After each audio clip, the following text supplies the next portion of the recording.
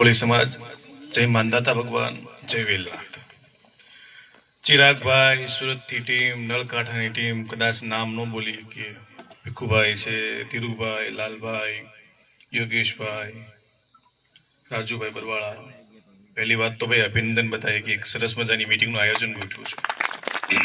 આયોજકના ઘણા બધા મુદ્દાઓ છે, બે ત્રણ મુદ્દા તો લગભગ બધા વારંવાર વાગળવાના જ છે, અને વાગળવા એટલા માટે આપણે ભૂલવા જ દેવાના એટલા માટે.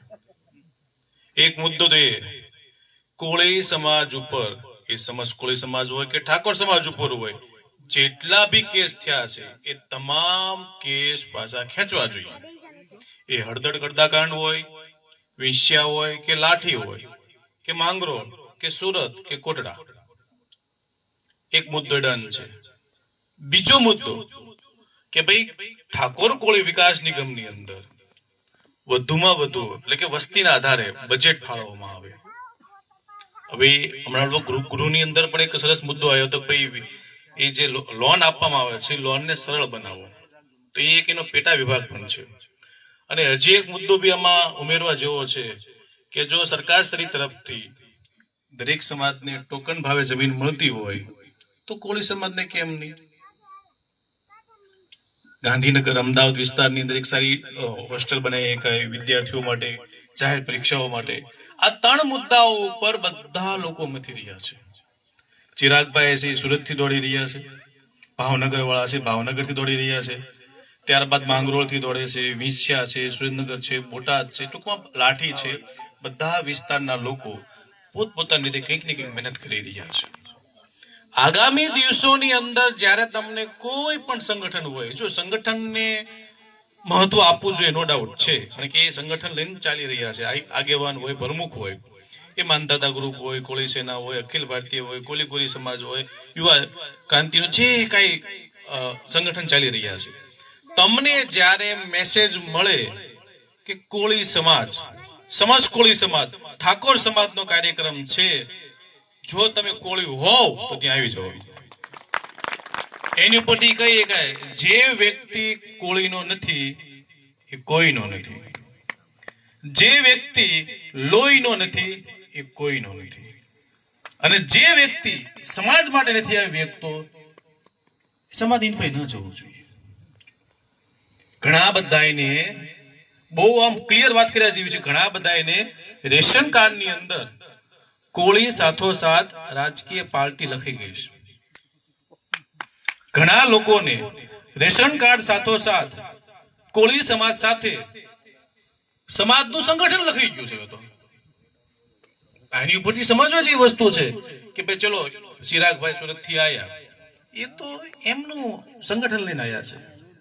ચિરાગભાઈ તો કોળી છે ને ભાઈ, સંગઠન કોળીનું છે કે નહીં? તો ભાઈ ત્યાં લખ્યું છે એવું કોઈ રેશન કાર્ડની અંદર કે ભાઈ તમે કોળી ખરા પણ માનદાતા ગ્રુપના? રેશન કાર્ડમાં લખ્યું છે કોળી ખરા પણ કોળી સેનાના? તો આ મેન્ટાલિટી બદલાવી જોશે. અને હા, જે જગ્યાએ આયોજન થાય છે ત્યાં એક વિષય એ બી થોડોક આપણે આગેવાનોને લેવો જોઈએ કે બધાને સંકલનમાં લઈ લો. અમે તો સાહેબ ચિરાગભાઈ કેવું માનીએ ખબર, સમાજનો કાર્યક્રમ કરીએ એટલે અમને ખબર, બધા સમાજની, દરેક સમાજની અંદર, દરેક કુટુંબની અંદર, દરેક પરિવારની અંદર હોય છે. 3-4 બેઠા તો વાટ જોઈને ફેણ મળી ક્યારે મેળ આવે ડંખ માર દો, અમને બહુ મજા આવે એમાં. એવા વ્યક્તિ તમને કાર્યક્રમને બહુ મજબૂત બનાવી શકે, કારણ કે તમે શાંત બેસવા નથી, એ લોકો બેસવા નથી દેવાના. પણ એક વસ્તુ ડન છે, એવા વ્યક્તિને પહેલા મેસેજ પહોંચાડી દેવાનો, કાર્યક્રમમાં આવવાનો છે. હવે આવી નહીં કે અને કઈ બોલી નહીં કે, આ બહુ થોડી બેઠી ભાષા છે, અઘરી લાગે તો બાપ કરજો, પણ કર્યા જેવું છે. હું બી અહીંયા આવ્યો, મને બી મેસેજ મળ્યા સાહેબ આમ છે. મેં તો આયોજકને કદાચ મને 2 દી પહેલા ફોન કરીને કહી દે, આ બધાને તું ફોન કરી દીજે, નથી આવવાની આપણને ખબર જ છે. યાદ રાખજો, જે વ્યક્તિ કોળી સમાજનું માન સન્માન કાર્યક્રમ કે આગેવાન કે સંગઠન પ્રમુખ હોય કે ઉપપ્રમુખ કે સભ્ય સમાજ માટે દોડતો છે, સમાજના લોકો માટે દોડતો છે, સમાજના લાભ માટે દોડતો છે, એના માટે કોઈ આંગળી સિંધવાનું કામ કરતું કે આ સંગઠન, એ વ્યક્તિને સમાજમાં જરૂર નથી.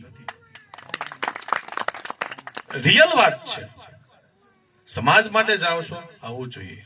આગામી દિવસોની અંદર લગભગ એક વીકની અંદર બોટાદ જિલ્લાનું સમજ કોળી સમાજ જેટલા બી સંગઠન છે આપણે આમંત્રણ આપી દેવાનું છે કે ભાઈ કોળી સમાજ ઉપર થયેલા તમામ કેસ પાછા ખેંચવા અને કોળી ઠાકોર વિકાસ નિગમમાં ફંડ ફાળવવા માટે આવેદન પત્ર આપવાનું છે. તમને અત્યારથી આમંત્રણ આપી દઈએ છીએ કે ભાઈ જ્યારે બી તમને વોટ્સઅપમાં મેસેજ મળી જાય કે ભાઈ આ કાર્યક્રમનું આયોજન થયું છે એટલે કોઈ પણની વાટ જોયા વગર જો તમારા રેશન કાર્ડની અંદર કોળી શબ્દ હશે તો આવી જજો.